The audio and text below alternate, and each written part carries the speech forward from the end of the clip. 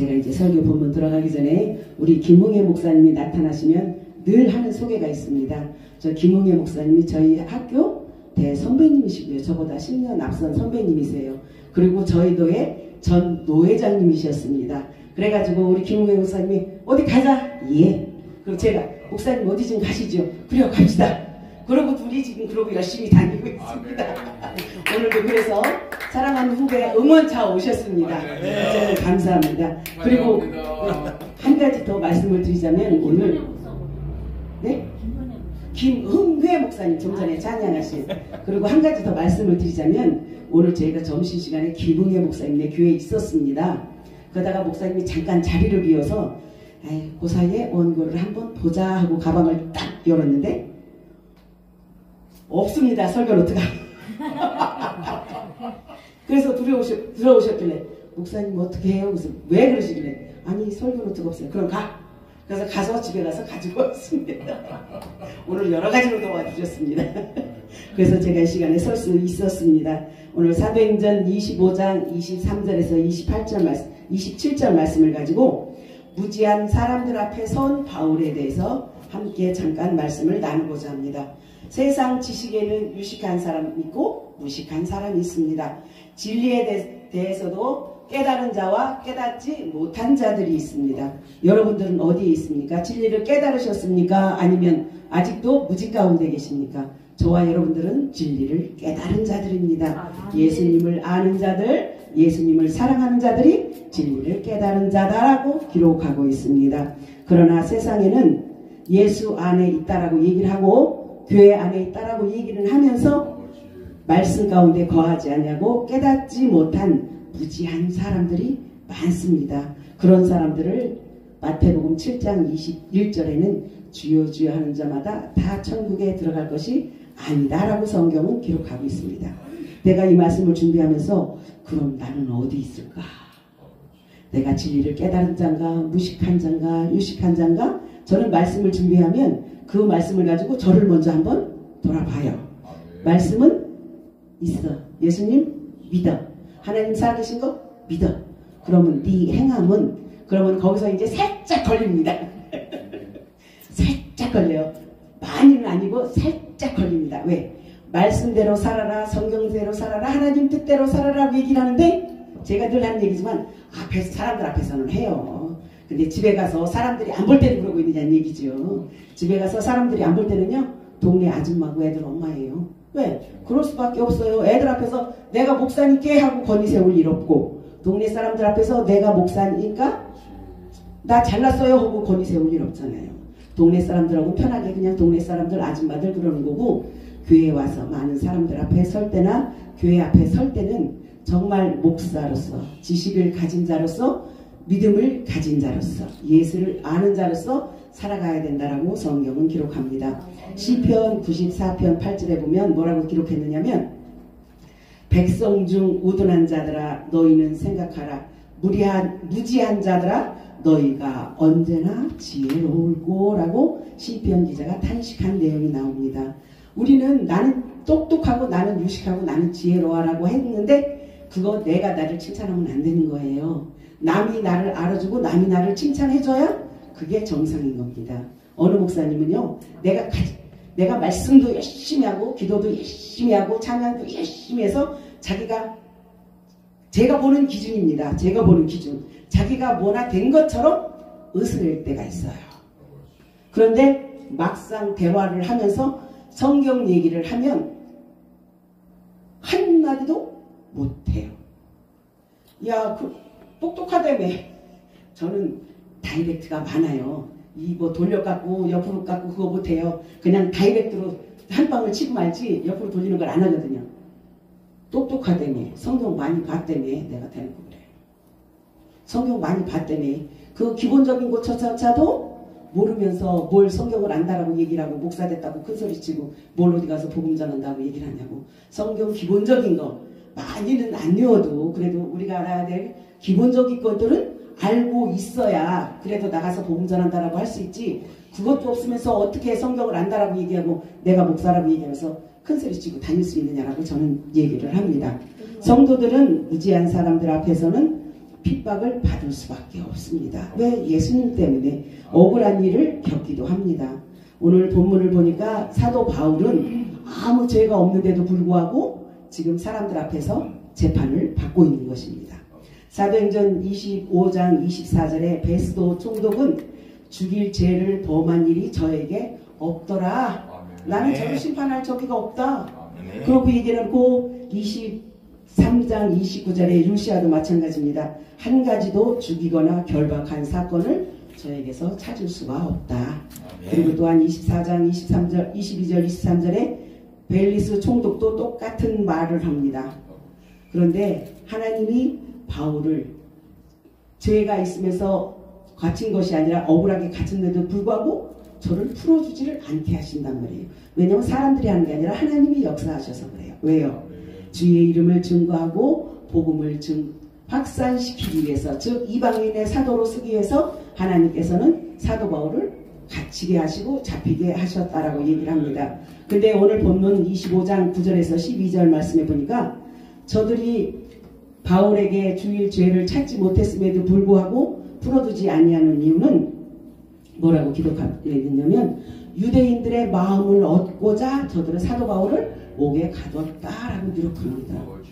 유대인들의 마음을, 즉 자기들도 믿음을 가진 사람들이라고 나름 선민들이잖아요. 그럼에도 불구하고 유대인들과 문제들이 생기고 이방 나라 사람들과 문제들이 생기니까 이 유대인들이 마음을 독하게 먹어서 폭동을 일으키면 안 되니까 저들의 마음을 얻고자 사도 바울을 풀어주지 않았다라고 성경에 기록되어 있어요. 또 한 곳에서는 저에게 돈을 받을까 하고 돈을 받고 풀어주려고 저를 옥매였다라고 성경은 기록하고 있습니다. 오늘 23장 11절에는 사도 바울이 옥에 갇힌 이유는 사도 바울이 부르신 목적, 즉 이방인들에게 복음을 증거하게 하기 위해서 사도 바울은 옥에 갇혔다라고 기록합니다. 그러면서 누가복음 21장 12절 이하에 가서 보면 이 일이 도리어 즉 예수 그리스도께서 옥에 갇히신 일이나 사도 바울이 갇힌 일은 도리어 너희에게 증거가 되게 하기 위해서 하나님께서는 옥에 가두셨다라고 기록합니다. 성도들이 예수 이름 때문에 무지한 자들 앞에 서는 이유는 복음을 증거하기 위한 예수 그리스도의 계획이고 하나님의 계획이고 그것이 예언이 성취되는 말씀입니다. 성경은 예수님의 이름을 인하여서 너희들이 핍박받거든 그것을 당연히 여기고 즐거이 여기라라고 성경은 기록하고 있습니다. 그런데 얼마만큼 예수 그리스도를 인한 핍박을 즐거워하셨습니까? 저희 남편이 잠깐 얘기 좀 하겠습니다. 저희 남편이 제가 평신도 때는 주일날 아침에 교회에 데려다 줘요. 그리고 집에 가냐고요? 아니요. 주차장에서 마누라 예배 끝날 때까지 기다렸다가 예배 끝나면 데리고 집에 옵니다. 그렇게를 몇 년을 했어요. 몇 년을. 교회 들어가자고 하면 고개는 살살살이 안 들고 몇 년을 했어요. 그러더니 어느 날 저한테 우리 남편이 하는 말이 여보 왜? 그랬더니 당신 신학교 갈래? 에? 웬? 그랬더니 아니 당신 신학해야 될 것 같아 그러는 거예요. 우리 남편이 하는 말이. 그러면서 하는 얘기가 당신이 목사 되면 내가 교회 지어줄게. 할렐루야요. 제가 그때 뭐라 했까요? 여보 내가 목사가 되면 개나 소나 목사 다 돼. 저 그러고 대답했어요. 그러고서 여러 과정을 거쳐왔습니다. 근데 우리 남편이 저를 아니 교회를 데려다 준 사람이 핍박을 하기 시작을 하는 거예요. 집에서 교회까지 한 5분 정도 되는데 예배가 8시 끝나면 늦어도 8시 10분에 집에를 와야 되는 거예요. 근데 우리 교회 다녀봤지만 8시 5분에 끝난다고 가지나요? 뒷정리하고 이것저것 하다 보면 시간이 가지요. 집사 때도 마찬가지인 거예요. 뒷정리하고 하다 보면. 그러면 우리 남편이 술은 이만큼 해가지고 그냥 어떤 놈하고서부터 시작을 해서 교회 가는 걸 그렇게 반대를 하는 거예요. 그러다 어느 날 담임 목사님을 통해서 집사님 신학교 가십시오를 하시더라고요. 담임 목사님을 통해서 하니까 빼도 박도 못하고 신학교를 가야 되는데 우리 남편을 한 달을 못 갔습니다. 제가 교회 갔다 오는 것처럼 신학교 갔다 와서 시비를 하면 난 신학교 안 가. 나 공부할 동안 당신이 학비 다 대고 신학교 가는 거 갖고 시비하지 말고 한 달을 못 갔어요. 한 달 내 저녁마다. 그랬더니 우리 신랑이 가. 아무 소리 안 할게. 가. 네. 그래서 신학교를 갔습니다. 신학교 가니까 찬양도 못하는데 찬양팀을 허락해서 찬양팀에 들어갔습니다. 집회를 갔다가 집에 오면요 12시 반 새벽 1시예요. 왜? 그 근처에서 하는 게 아니라 저 지방으로도 갔다 오고 그러니까 그 시간이 되는 거예요. 교회 가서 5분만 늦게 오면 지금 그 교회예요. 제가 신학교를 간 교회가 그 교회에서 담임 목사님 선회에서 신학교를 갔는데 그 교회에서 5분만 늦게 집에 들어오면 그 난리를 치던 양반이 신학교를 가면서 부흥회하고 새벽 1시에 들어와도 뭐라고를 안 해요. 12시에 들어와도 뭐라고를 안 해요. 그때 교회만 갔다 늦게 들어오면 그날은 뒤집어지는 거예요. 와, 그래서 제가 이게 왜 이 소리를 하냐면 이 무지한 사람들 얘기를 하기 위해서 내가 무지했던 걸 설명하기 위해서 얘기를 하는 거예요. 내가 얼마나 무지했나 보세요. 하나님 앞에 기도합니다.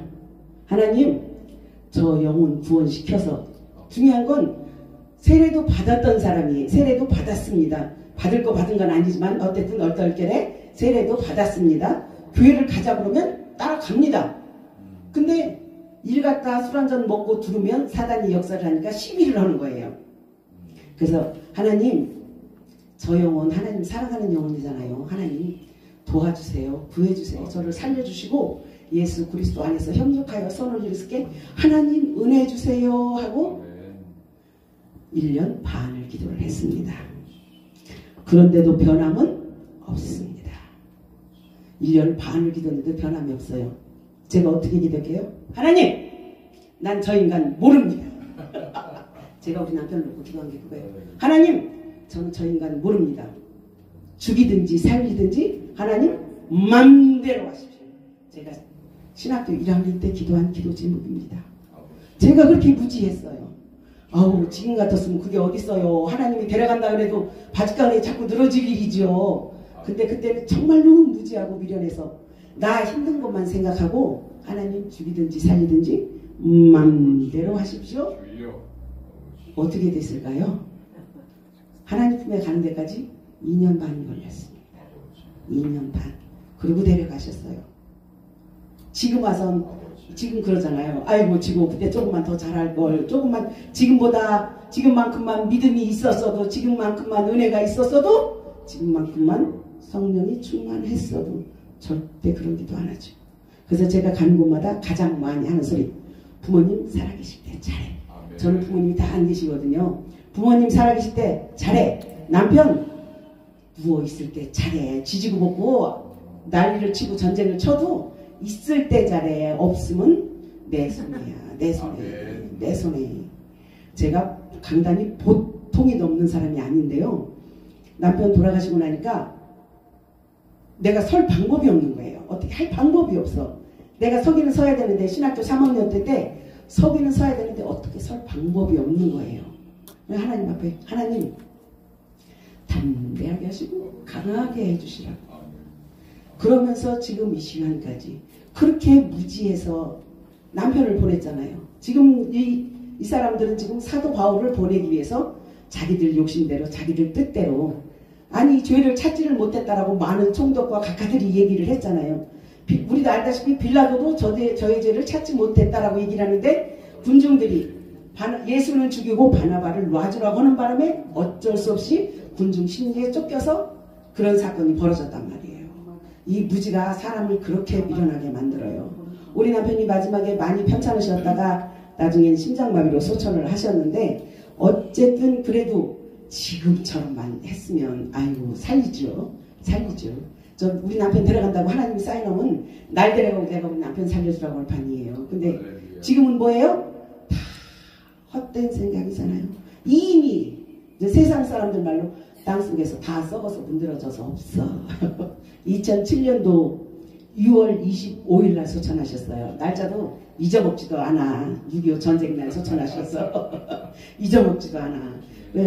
그렇게 제가 무지를 떨고 그렇게 미련을 떨었어요. 근데 그러고 나니까 한 가지 남편이 없어서 서운을 한데 한 가지 좋은 점이 있더라고요. 뭐? 신앙생활 하는 거 내 맘대로. 나 가고 싶을 때 가고 오고 싶을 때 오고 나가고 싶을 때 나가고 그거를 터치하는 사람이 없으니까 좋더라고요. 이야, 그래서 하나님이 이래서 나를 자유롭게 해놓으셨구나. 그런데 다니다 보면 또 그게 그런가요? 어쨌든 일단은 뭐니 해도 뭐니가 제일 먼저 남편이 잘 벌어다 줬으니까 뭐니 해도 뭐니가 제일 먼저 문제가 생기죠. 또 기동성이 없으니까 남편이 있을 때는 남편이 다 운전해서 데리고 다녔는데 기동성이 없으니까 그것도 문제가 생기죠. 그러다 우리 애들이 이제 막내가 공부할 때인데 학비 문제도 문제가 생기죠. 근데 그래도 하나님께서 지금까지 다 집에 오시게 하셨더라고요. 하셨더라고요. 그런데 거기다 한 가지 조금만 더 하겠습니다. 제가 얼마나 무지를 떨었냐. 그럼에도 불구하고 주의를 해야 되는데 안 하잖아요. 주의를 안 하고 돈 벌러 갔어요. 돈 벌러 갔습니다. 주의를 안 하고 돈 벌러 갔어요. 하나님이 어떻게 하셨을까요? 참 제가 하나님이 박옥순을 참 많이 사랑한다라고 저는 내 입으로 고백을 합니다. 왜? 그렇게 주의를 안 하고 돈 벌러 갔으면 어떻게 해요? 그냥 데려가 버리면 한가지시거든. 근데 양쪽 무릎을 쳐서 걷지를 못하게 만들으셨어요. 걷지를 못하게. 그렇게 안 하셨으면 저는 부흥사에 붙자도 안 쳐다볼 사람이에요. 워낙 고지식하고 워낙 내 틀 안에 갇혀있는 사람이라 부흥사에 붙자도 안 들어올 사람이에요. 근데 그 아픈 다리 때문에 부흥사의 팀들을 만나게 하셔서 지금 이 시간까지 그러니까 지금은 예 하나님 하십시오. 예 하나님 하십시오. 내가 할 수 있는 게 아무것도 없더라고요. 내 속으로는 안 내 새끼도 내 맘대로 못하는데 뭘 할 거예요 내가. 아무것도 못합니다. 하나님 하십시오. 그런데도 불구하고 가끔 하나님 잠깐만요. 그러고 살 때도 있습니다. 그게 우리 무지 때문이에요. 하나님을 안 믿고 못 믿어서가 아니라 성질이 급하고 성질이 들어온 우리 무지 때문이에요. 왜? 때가 되면 하나님께서 다 하신다라고 우리 누가복음 18장 1절에 보면 기도하되 낭망치 말 것은 그 기도 제목들은 다 들어주신다라고 그러거든요. 예전에 전도사 때 그 교회 담임 목사님이 그러시더라고요. 당신은 기도 제목이 생길 때마다 노트에다 다 적으셨대요. 기도 제목이 생길 때마다 노트에다 다 적어놓으시고 1년 지나가서 연말쯤 돼서 그 노트를 열어보신대요. 그래서 보니까 본인이 막장 일이 있을 때는 잘 모르겠더니 연말에 가서 다 들여다보니까 하나님께서 다 응답하시고 다 이루어 주셨더라. 그러고 말씀하시더라고요. 근데 그때만 해도 제가 우리 남편 수천하시고 한 보름 만에 제가 전도사 사역을 했어요. 근데 내가 뭐 눈에 잡히는 게 있고 보이는 게 있어요. 뭘 그 말을 믿지요. 그러면서 저한테 그러시더라고요. 전도사님도 기도 제목 있으면 다 적어봐. 그런데 기도 제목이 다 이루어지진 않았어요. 저도. 제가 신학교 때부터 하나님 차 좀 주세요 기도를 했는데 그 제목은 지금까지도 안 들어주셨고 왜냐면 뻔해요. 뭐 차 있으면 5만대 8방 때만대 다 쫓아다닐 거니까 5만대 때만대 다 돌아다닐 거니까 주일만 하라고 안 주시는 건 알아요. 그럼에도 불구하고 다리가 아프니까 있으면 좋겠다라고 얘기를 하죠. 그리고 이제 우리 아이들이 사실은 신앙생활을 안 해요. 어렸을 때는 이쁘게 참 잘했는데 교회에서 시험 들고 나니까 돌아오기가 힘들어요. 그래서 저는 기도 제목이 그거예요. 우리 아이들 잃어버린 첫사랑 회복해서 하나님 앞에 다시 나오게. 오늘 사도 바울은 주의 이름을 증거하고 복음을 확산시키기 위해서 이방인들을 통해서 핍박을 받았다라고 성경은 기록하고 있습니다. 사도 바울은 사도행전 27장에는 천부장의 손에서부터 시작을 해서 22장에 가면 산헤드린 공회 앞으로 24장에는 벨릭스 총독에게로 벨릭스의 후임인 베스도에게로 또 아그리빠와 베니게 앞으로까지 신문을 당하면서 왔습니다. 어디까지 가기 위해서요? 로마에 있는까지 로마 황제 앞에까지 가기 위해서 여러분들 대통령 앞에 복음 증거하기 위해서 이 연단과 이 고난을 겪으라 지나가라고 우리 하시면 할렐루야 아멘 하겠습니다. 그래서 몇이나 될까요? 저는 못합니다. 저는 못해요. 왜? 간도 콩알만 하고요. 간도 콩알만 하고요. 그럴 발장이 없어요. 아주 당찬 것 같은 야무지다 보이죠? 근데 간이 콩알만해요. 예, 심장은 큰데 간이 콩알만해요. 간이 콩알만해요. 그래서 못해요. 저는. 간이 콩알만해서. 간이 좀 크면 모르겠지만 어쨌든 뒤에서 기도하고 협력하고 뒤에서 서포트하는 건 잘합니다. 누구 못지않게 그건 열심히 하고 잘합니다. 그래서 저는 앞에서 뭘 하는 것보다 뒤에서 서포트하는 걸 좋아해요. 그래서 이제 누가 저를 뭘 시키려면 자꾸 뭔가를 자꾸 갖다 맡기려고 그러니까 나는 그러면 그래요. 대장 안 시킬 거면 시키지 마. 난 허문 대장만 해. 난 쫄자는 안 해. 그 대신 아무것도 아닐 때 밑에서 서포트하는 건 확실하게 해요. 일도 해본 사람이 한다고 뒤에서 서포트하는 건 확실히 잘합니다. 김은혜 목사님 그렇죠? 네. 왜냐하면 어쨌든 앞에서 누군가를 끌고 가면 뒤에서 미는 사람도 있어야 되거든요. 뒤에서 밀어줘야 앞에서 끌고 가시는 분이 덜 힘이 들어요. 그렇기 때문에 그런 거는 잘하는데 앞에 사람 난 대장 안 시키면 안 해. 그러니까 아무것도 시키지 마. 그러면서 지금 한 8년째 지금 버티고 있습니다. 어쨌든 우리들의 싸울 것은 혈과 육이 아니라 어둠의 세상 주관자들과 길고 지리한 인내의 싸움이다라고 성경은 기록합니다. 우리가 가장 잘 아는 말씀, 우리들의 싸울 것은 혈육이 아니요. 393장 찬양입니다. 정말 우리가 무엇을 가지고 싸워야 되는지를 한번 돌아봤으면 좋겠어요. 내가 요즘 들어서 제가 밴댕이 소갈딱지라는 생각이 들어요. 저는요 사랑은 없지만 마음이 넓고 담대하고 포용력이 있어서 사람을 끌어안을 줄 안다고 생각을 했어요. 근데 요즘 어느 목사님을 통해서 나 밴댕이 소갈딱지구나를 다시 한번 깨달았어요. 화낼 일을 가지고 화를 내고 기분 나쁜 일을 가지고 기분이 나빠하면 괜찮은데 그거 그냥 넘어갈 수도 있는 일인데도 불구하고 속들이 좁더라고요. 그러고 있으니까 나도 같이 속이 좁아져. 그래? 그럼 나도 안 해. 너 안 해? 나도 안 해. 하지마. 그러다 보니까 제가 밴댕이 소갈딱지구나. 저 어느 목사님들은 A형에다 소심해서 그런다는데 저는 A형도 아니고요. 사실은 소심하지도 않아요. 근데도 불구하고 상대가 그렇게 나오니까 그래? 너도 그러면 나도 그래. 네. 근데 우리는 그게 잘못된 거잖아요. 저가 잘못할지라도 우리 뭐 어떡하라고요?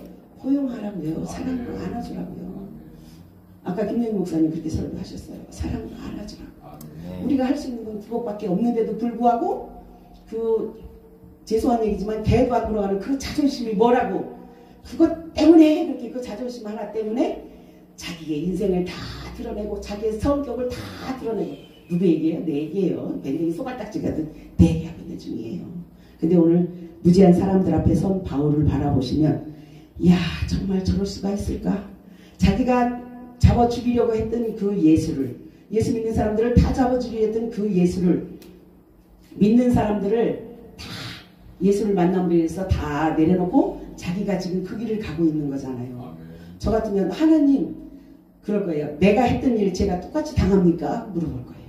근데 사도 바울은 그걸 물어봤다고 어느 데도 안 써 있어요.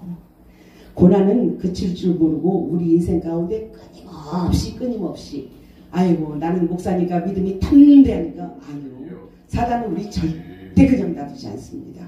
제가 이제 말씀드리면서 가장 많이 하는 설교가 제가 시골에서 살았잖아요. 우리 창호지 발라서 문을 썼잖아요. 거기에 겨울에 바늘구멍 하나만 살짝만 뚫어놔도 거기로 황소바람이 들어온다는 거. 사단은 우리를 그렇게 쳐다보고 있거든요. 너 기분 나빠? 그럼 이리 와봐. 내가 더 기분 좋게 해줄게. 그래서 그 사람들과 관계성 속에서 멀어지게 만들고 나를 예수 그리스도 안에서 멀어지게 만드는 역할을 하는 것이 사단이란 말이에요. 그러나 우리가 낙심치 말 것은 예수님께서는 이 모든 일을 복음을 증거하는데 유익하라고 저와 여러분들에게 연단과 고난을 주신다라고 기록하고 있습니다. 온갖 고난은 피하지 말고 예수님께서 하나님 말씀에 순종해서 십자가에 못 박히셨듯이 우리도 무지한 자들 앞에서 고난을 달게 받음으로 주의 이름이 증거되고 복음이 확산되는 일에 맡은 바 사명을 잘 감당해야 한다라고 성경은 기록하고 있습니다. 또한 사도 바울이 무지한 사람들 앞에 선 이유는 더욱 풍성한 상급을 받기 위함이라고 성경은 기록합니다. 우리가 가장 잘 아는 욥이라는 사람 있잖아요. 네가 고난과 연단 뒤에는 내가 정금같이 나오리라고 말씀하신 것처럼 제가 이 찬양을 신학교 가기 전에 우리 남편 때문에 이제 그렇게 맨날 교회 갔다 오면 싸우고 지지고 볶고 그럴 때 제가 교회 갔다 오면서 내려오면서 우리 집에서 교회가 5분 거리인데 내려오면서 하나님 앞에 그랬어요. 하나님 아니 그냥 내 말이에요. 세례도 받은 인간이 마누라 보고 신학교 가라고 하는 인간이 무엇에 씌어서 저렇게 교회 가는 마누라 핍박하고 교회 가는 것을 그렇게 반대를 하나요? 하나님 나 힘들어요. 왜 힘들게 하십니까? 하고 딱 발을 딱 뒤졌는데 내 마음 가운데 생각나는 게 뭐냐면 내 짐이 무겁고 힘이 드냐? 주를 보라. 나는 너를 위해서 내 아들 독생자 예수 그리스도를 십자가에 못 박았느니라 했어요. 저 마음 가운데 그런 말씀이, 저는 그런 찬양이 있는 줄도 몰랐고요. 그런 말씀이 그냥 욥에 대해서는 알았지만 욥이 그 단련하신 후에 전문같이 나오고 뭐 한 귀로 듣고 한 귀로 흘리잖아요. 왜? 평신도 때 그 말씀 연구하고 뭐 저기에서 뭐 써먹을 거라고 뭐 나 필요한 것만 알면 되지요. 그런데 그렇게 말씀이 딱 하시고 나서 가슴에 탁 박히니까 그 다음에 불평할 수가 없더라고요. 불평을 할 수가 없더라고요. 하나님은 우리를 그렇게 사랑하셨습니다. 바울은 그리스도 예수 안에 있는 상급을 바라봤다라고 성경을 기록하면서 마태복음 5장 11절 이하에 보면 기뻐하고 즐거워하라. 하늘에서부터 너희의 상이 크미니라. 너희 전에 있던 선지자들도 이와 같이 핍박을 받았느니라 라고 성경을 기록하고 있습니다. 너한테만 온 것이 아니야. 네 앞에 있는 선지들도 다 똑같은 길을 걸어왔어 라고 얘기를 하잖아요. 우리가 잘 아는 엘리야도 아니 바알신과 우상숭배하는 850인 앞에서 기도해서 승리했잖아요. 그럼에도 불구하고 이세벨의 말 한마디에 내가 너를 쳐 죽일 거야. 그 말 한마디에 도망 다녔다라고 기록하고 있잖아요. 우리는 믿음이 있고 없고가 중요한 게 아니라 우리의 마음 가운데 담대함이 얼마만큼 있는지가 저는 중요하다고 생각을 합니다. 왜냐하면 내가 힘들고 지쳐서 하나님 앞에 하나님 나 너무 힘들고 지쳐요. 정말 이 길을 내가 가야 할지 이게 몇 년 안 된 얘기예요. 정말 이 길이 내가 가는 길이 맞는지 하나님 깨닫게 해주시면 좋겠습니다. 그러고 기도를 하니까 하나님께서 그러시더라요. 강하고 담대하라. 내가 너와 함께하리라. 아멘. 그 다음부터는 불평이 없습니다. 그 다음부터는 불만이 없습니다. 왜? 아니 죄송한 얘기지만 어느 목사님은 기도를 하면 기도할 때마다 응답을 받아요. 할 때마다. 그런데 나는 어떻게 해요? 아니 10번을 기도해도 한 번도 응답을 안 하시네. 그래서 제가 그랬어요. 저가 믿는 하나님하고 내가 믿는 하나님하고 달라. 왜? 내가 믿음이 좋은 건지 거기가 믿음이 좋은 건지 모르지만 응답하는 자원이 다르더라고요. 그래서 제가 그래요. 저가 믿는 하나님하고 내가 믿는 하나님하고는 달라. 왜 달라? 어떤 하나님이 참신일까요? 어떻게 생각했을까요? 제가 응답을 잘 하시는 분이 참신인가? 응답을 안 하시는 분이 참신인가? 근데 하나님께서는 낙심치 말라고 아까 말씀드렸죠. 누가복음 18장에 기도하면서 낙심치 말라고. 왜? 그거는 너희를 연단하기 후함이고 그 후에는 욥기서에 말한 것처럼 정금같이 나아가기 위해서 우리를 강하고 담대하게 사용하기 위해서 그렇게 하신다라고 성경은 기록하고 있습니다. 빌립보서 3장 14절에는 표대를 향하여서 그리스도 예수 안에서 하나님이 위에서 부르심의 상을 위하여 쫓아가노라 라는 소망찬 말씀이 있습니다. 저와 여러분들이 이 말씀 붙잡고 승리하시길 주님의 이름으로 축복합니다. 그는 상급을 받기 위해서는 반드시 그리스도의 고난에 동참해야 된다고 믿었습니다. 로마서 8장 17절 보니까 자녀이면 또한 후사 곧 하나님의 후사요 하나님과 함께 한 후사니 우리가 그와 함께 영광을 받기 위하여 고난도 함께 받아야 할지니라. 이렇게 기록하고 있잖아요. 우리 동기 목사님이 한날은 목사님 그래서 왜요? 그랬더니 나 욥과 같은 축복을 받고 싶어 그러고 얘기를 해요. 저한테. 욥이 무슨 축복을 받았어? 그랬더니 42장에 갑절의 축복을 받았잖아. 그래서 갑절의 축복을 받고 싶어 그러더라고요. 그래서 내가 그러면 욥기서 1장부터 다시 읽어봐.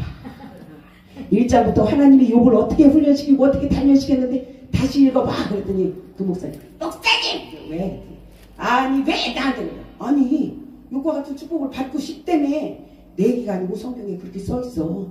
예수님께서도 예수님의 뒤를 따라오려거든 자기 십자가를 그냥 따라오라고 안 했어요. 내 십자가를 치고 예수님 뒤를 따라오라고 그랬지. 그러니까 목사님 그거는 다 겪어야 갑절의 축복이 있어. 목사님이랑 얘기 안 해. 하지마. 정말 애기 같은 목사님이에요. 정말 애기 같아요. 우리 동기 목사님이 저보고 그래요. 그 목사님 어버 키우느라고 애쓴다고. 워낙 애기 같아서 어버 키우느라고 애쓴다고.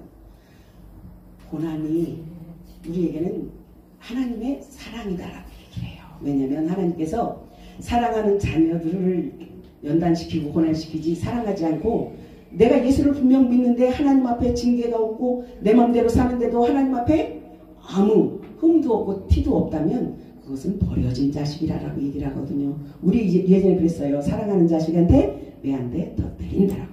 하나님은 우리를 그렇게 다듬어 가시거든요. 왜? 아니면 죄송하지만 우리의 다 엉덩이에 뿔나서요. 저 혼자 잘난 줄 알아요. 내 얘기예요. 내 얘기. 뭐 딴 사람 얘기가 아니라 나 혼자 잘난 줄 알고 제가요.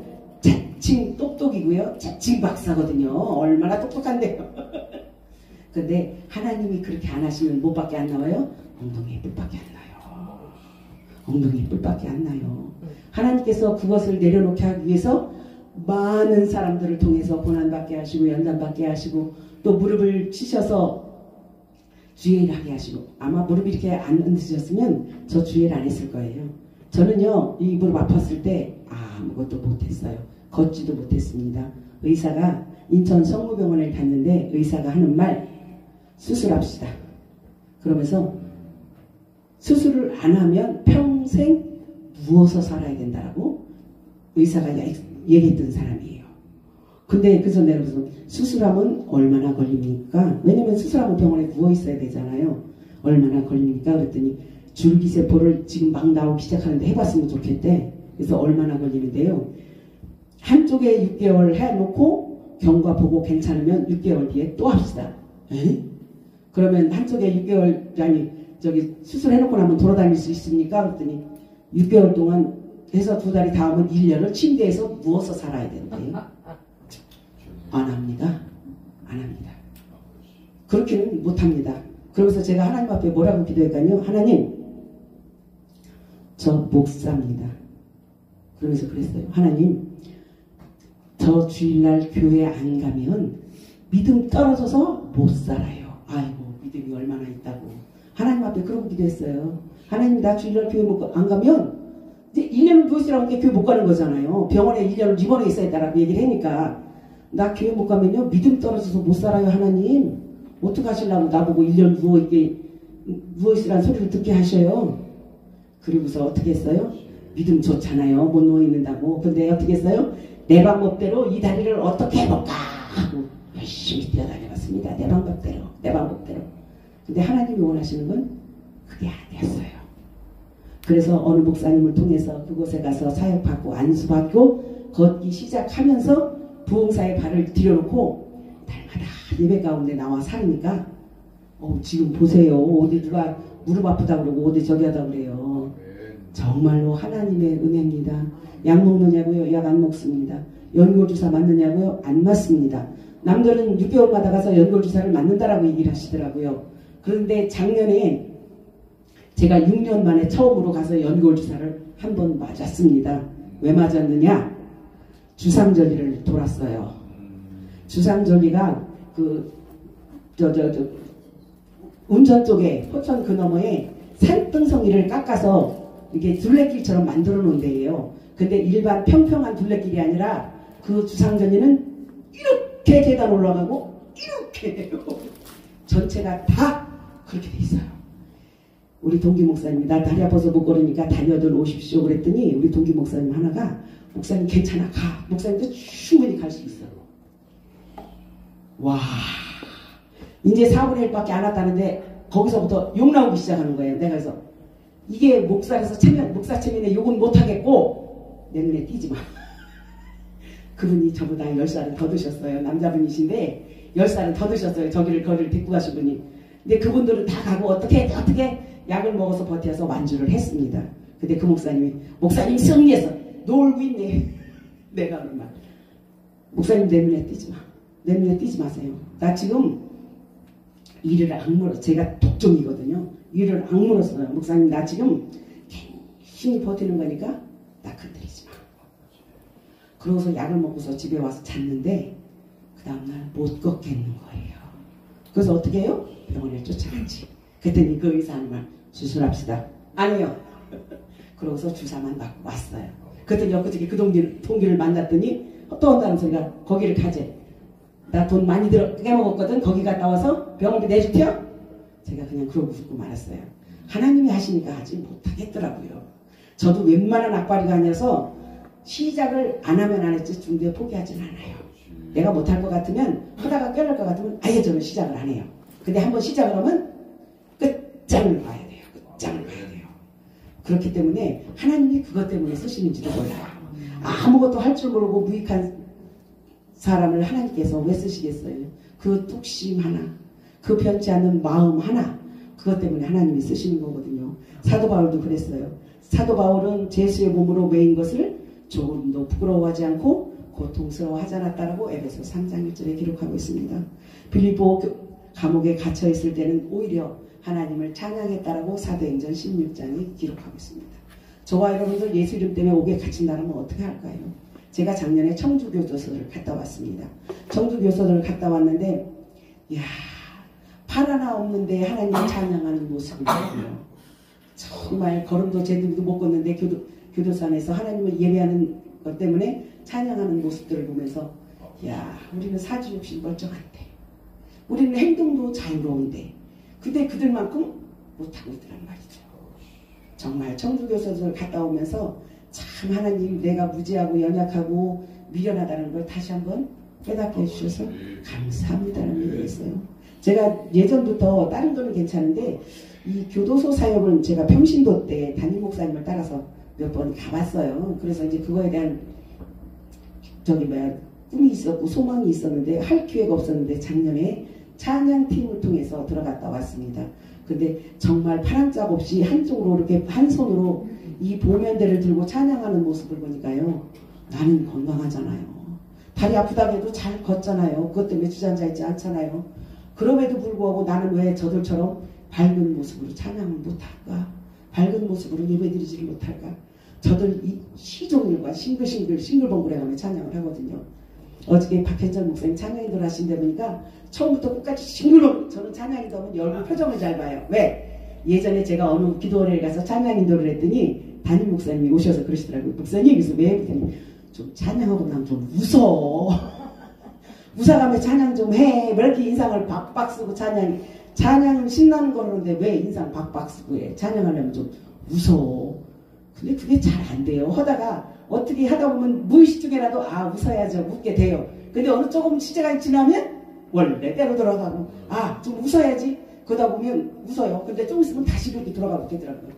그게 웬만한 내공 가지고는 그게 쉽지 않아요. 근데 어제 우리 박현선 목사님 찬양인도 하시는 거 보면서 제가 다시 한번 목사님한테 반했습니다. 너무 은혜스럽게 잘하시더라고요. 중요한 건요. 죄송하지만 제가 사람 칭찬을 잘 안 해요. 저기 목사님이 아십니다. 사람 칭찬을 잘 안 해요. 왜? 에이구 찬양인도를 그렇게 하고 뭐 어쩌고 아우 말씀을 어찌 그렇게 하고 그 일을 하지. 아우 은혜 받았습니다. 잘합니다. 앞에서 은혜 받았다 그러지요. 근데 이제 뒤에서 나 혼자 그러고 있는 거야. 아니 무슨 목사가 설교를 그렇게 하고 무슨 찬양. 그게 내 모습이거든요. 딴 사람 모습이 아니라. 그 목사님이 왜 기쁜 찬양을 하면서도 웃지도 않느냐고 뭐 어디 속상한 일이냐고 그러고 묻는데 할 말이 없더라고요. 그래서 지금은 좀 웃어야지 해서 지금은 무의식적으로도 웃으려고 의식적으로도 웃으려고 많이 애를 쓰는데도 불구하고 이게 제가 조금 민감한 부분이 있어서 그게 그렇게 쉽지는 않더라고요. 근데 사도 바울은 제수된 몸으로서도 옥에 갇혔을 때도 찬양을 했다라고 성경은 기록합니다. 예수 이름으로 능력받은 일을 초대교회 사도들과 성도들은 그리스도께서 당신을 제자들로 여긴 것에 감사하고 기뻐했다라고 성경은 기록합니다.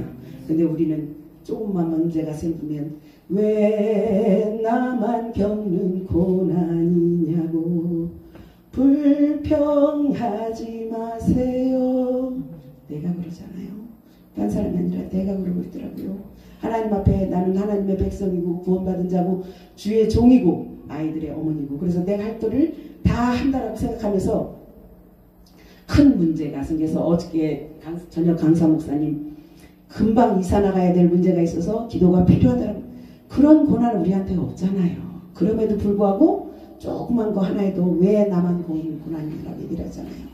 하나님 왜 나만 버려두시냐라고 기도를 하잖아요. 우리는 무지한 사람들 앞에 서서는 것을 두려워하는 사람이 한 사람도 없기를 간절히 바랍니다. 오히려 진리의 무지한 사람들 앞에 설 때 복음 전하기가 쉽더라고요. 제가 이렇게 부흥사회를 다니면서 보니까 99%가 다 목사님들이에요. 성도님들인데 별로 없어요. 99%가 다 목사님들 앞에서 하다 보니까 아니 목사님들 앞에서 뭘 해요? 할 게 뭐 있어. 근데 제가 수요일날 가는 데는 거기는 가면 성도님들이 있어요. 강단에 서면요 이 분위기부터 달라요. 제가 부흥사에 처음 들어와서 얼마나 잘하나 보자. 얼마나 잘하나 보자. 유명하다고? 얼마나 제가 그랬어요. 제가 그랬어요. 그렇게 교만했어요. 그런데 지금 보니까 내가 설교를 하고 있으면 다른 목사님들이 이러고 있더라고요. 그래서 너 내 죄값 네가 받는겨? 네가 그렇게 했으니까 너도 그렇게 받는겨? 저는 그렇게 생각을 하고 있습니다. 어쨌든 우리는 무지한 사람들 앞에서 성도들 앞에서 복음을 전할 때 더 신이 나요. 성도 앞에 설교하니까요. 야 정말 신나요. 신나. 그것도 훈련 가운데 하나더라고요. 왜? 목사님들 앞에서 강해져야 성도들 앞에서 자유로워지더라고요. 어쨌든 우리는 진리에 무지한 자들 앞에 서는 것은 유쾌한 일은 아닙니다. 그런데 저와 여러분들에게 꼭 필요한 과정 중에 하나입니다. 복음 전도를 위한 과정, 더욱 풍성한 상급을 받기 위한 과정 중에 하나입니다. 주님 말씀하심에 따라서 무지한 자들 앞에서 성도가 받는 핍박은 주의 이름이 이 땅에 널리 퍼지는 것을 증거하고 이후에 성도가 받을 하늘나라의 풍성한 상급에 대한 증거가 됩니다. 여러분을 핍박하는 무지한 자들 앞에 설 때 예수님의 말씀으로 위로받고 용기내어 복음 증거하는 저와 여러분들 되시길 주님의 이름으로 축복합니다.